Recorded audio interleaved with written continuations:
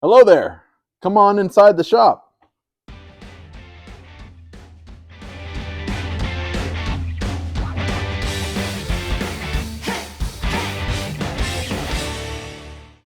Hello and welcome back to the channel. Casey here. And as you can tell by the echo, I have a lot more space. I wanted to take a moment to give you guys, by special request, a tour of my new shop. Coming from a 2-car residential garage in California to an 1,152 square foot. It's a really neat space. So let me get behind the camera and I'll show you guys what we have going on. All right, so looking back the way we came in, you can get a glimpse of the 2-car garage as it was sold in the house listing. Now, 2 cars definitely fit in here, but there's also all this other space behind the 2 cars. And that's really cool when you think about it, because I mean, this is like technically like a 3-car garage, but 2-car deep, right? Well, that's not all. There's this whole other section back here. Now, I said I've been busy with some construction projects. This was actually walled off. There was a man door straight ahead of me, and this was a bedroom in the back. So I have converted it to a shop space. But before we get into that, this whole front of the garage was all just open stud construction. And it gets cold here. I mean, we get into the single digits so far. So the second thing I did after I knocked my wall out and framed it in is I insulated and walled the front of the garage. And you might think my barn wall here is pretty funky, but there's a reason for it. And the reason is the equipment I'm adding to the shop, and I've teased this multiple times on my Instagram and a little bit on YouTube, is a Langmuir Crossfire Pro plasma table with a prime weld plasma cutter. It's going to go right there in the blue square, and it's going to throw a lot of sparks and splash water out of the table. And so I wanted to build a wall that wouldn't catch fire. This is laminate, like plastic laminate flooring and corrugated metal. So it should hold up well to the abuse from the plasma cutting table. This garage only had 110 service, so I wired in 220. I ran max line compressor line, air line, I guess you would call it. So it's more of a functional shop now at this point. So I've got my car storage, obviously, and this will change to whatever I'm working on at the time.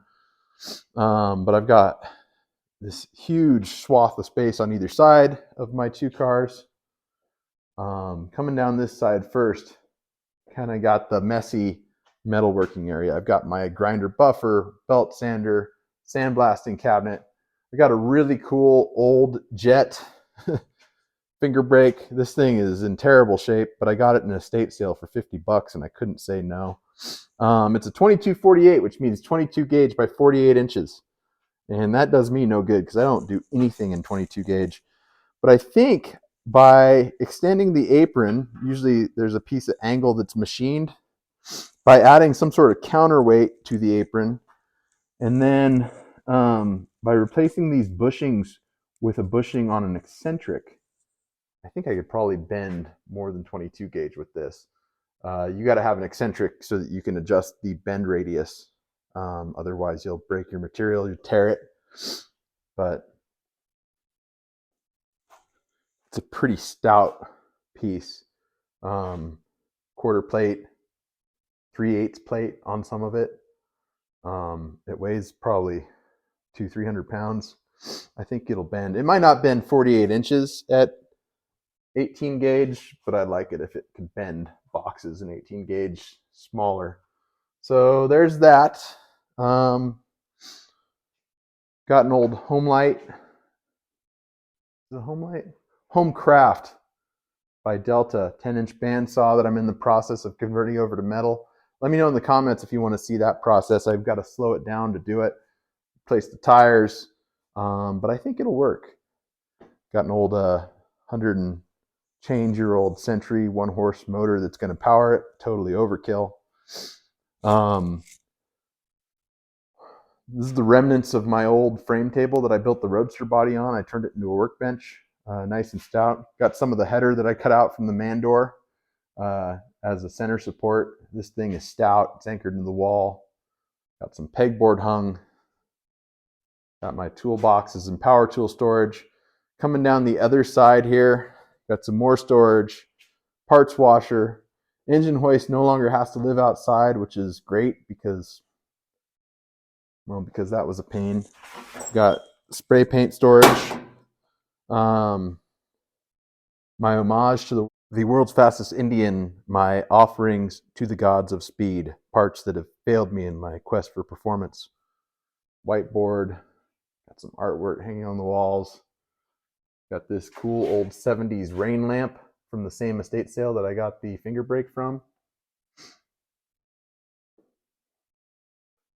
Yeah, so I don't think I missed anything. Chemical cabinet, not fireproof, but it's what I've got. All right, so now we'll move into the rear shop. If this is the garage, then this is the shop, and you'll see why. So first off, don't laugh at me for doing my welding on a table saw. I got the idea from AM Custom Fab's YouTube channel. I'll tag him in the description. You guys should check him out. He's a young guy who's a professional welder fabricator, and he's doing a good job. His videos are all centered upon how to go out and make money as a welder, being your own boss, which is, he's younger than me, and I find him pretty inspirational. Cool channel, so check it out. Anyway, unlike AM Custom Fab, my table saw is still a table saw. It's an old Ohio forge, but it's got a nice thick cast iron top, and I can clamp stuff to it. It's pretty flat. It's square. You know, I'm not doing any like big like handrails or frames or anything like that, but just small projects. It's a pretty handy piece. And when I'm done doing the interior on the Adventure van, there's a good chance that I'll just gut the saw and use this as a standalone table. This is my Precision Matthews 932M milling machine. You guys are familiar with this if you're familiar with my channel, but it's got a nice big space around it now. The table can fully articulate without getting into any of my other tools. This is a secondary 50 amp sub panel that's all 220, powers my mill, my air compressor, and my welding plug. Some mill tools, my little Lincoln MIG. Here's more mill tools here. Got another little small workbench in the back, more storage. I don't know if I've ever shown you guys the Triumph. This is a 1966 T120C Bonneville. So it's kind of a Bitza. It's got 500 unit construction front drum because that's how the desert guys set them up. It's got a bait seat, trials universals. My plan is kind of to build a desert sled out of it. And here's the Roadster. I know you guys have missed this project. As I alluded to in the last video, the Roadster and I haven't even been in the same zip code for months. The last few weeks is the first time in months that we've been together. And I'm just kind of letting myself get excited about it again. Basically, I'm at a crossroads. I need to finish the doors, but I'm having a tough time finding decent door latches. All my latches were gutted. So if I could find the latches, maybe I'd work on the doors and do the interior wood. But I'm thinking I might go ahead and, oh, hold on. YouTube magic. I'm thinking I might go ahead and start mocking up the motor in trans and maybe see if I can get that bad boy to fire, because it's been sitting almost done for quite a while, and well, my assembly lube is probably starting to dry up, so it'd be a good time to do it. I'm extremely lucky that my compressor has its own shed outside.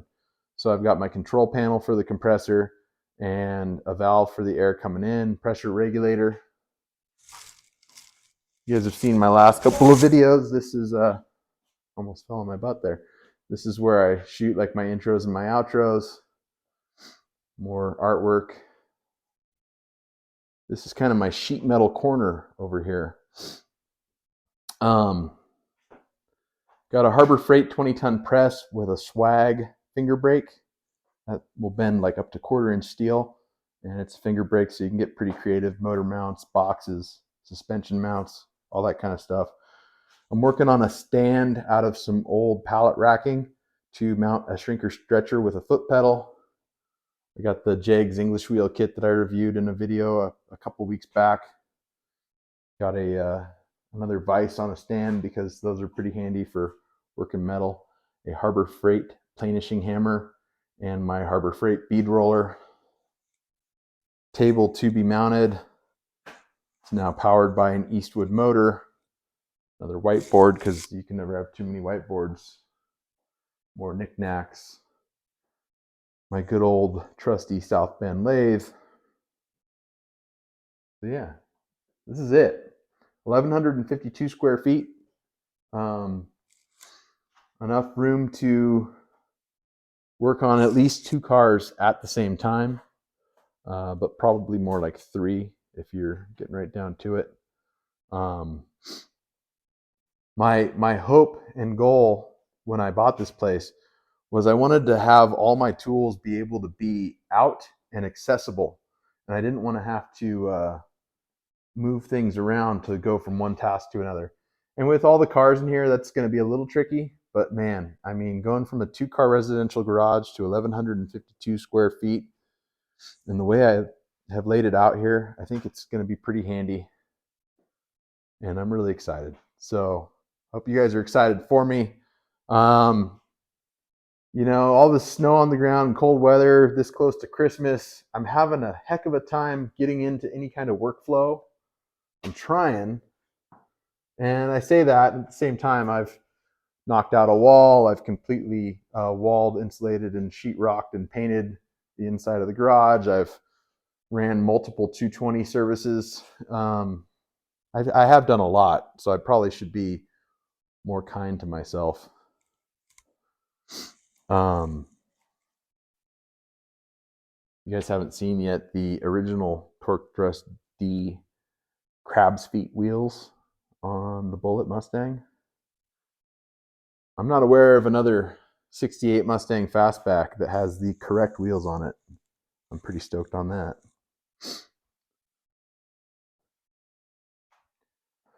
And I really want to build a custom long travel suspension for the Bronco. This thing out in the desert is so much fun. And the van's kind of driving me nuts right now because it's 9,000 pounds, and even though it has a great off-road suspension on it, the desert's full of whoops, and you'll be going along at 40, 50 miles an hour, and all of a sudden the ground will just drop out from underneath you. And yeah, it would be really fun to have something long travel. So maybe you guys will see it. Do you want to see it? I want to build it. Can't really afford to build it. But once I put the plasma table together and put it to work, then maybe I will be able to afford to build it. Planning on doing a video series on the plasma table. I'm not going to do an unboxing, but I think I'll do an assembly. And then, I mean, there's a million of them out there, but it'd be pretty cool. So that's it. Hope you guys like it. All right. Thank you so much for watching this week, you guys. I hope you enjoyed this look at my shop space. I've been really excited to make this video for you guys for quite a while, about a month and a half, doing all the work and construction and everything. So I hope you enjoyed it. I hope you're at least 10% as excited as I am for the projects that are going to come out of this new space. And yeah, and thank you for watching. Thank you for keeping me honest and keeping me diligent out here. All the comments, likes, engagement, I really do appreciate it. Haven't made a whole lot of friends out here in Nevada yet, so you guys are my friends and family, and I do appreciate each and every one of you.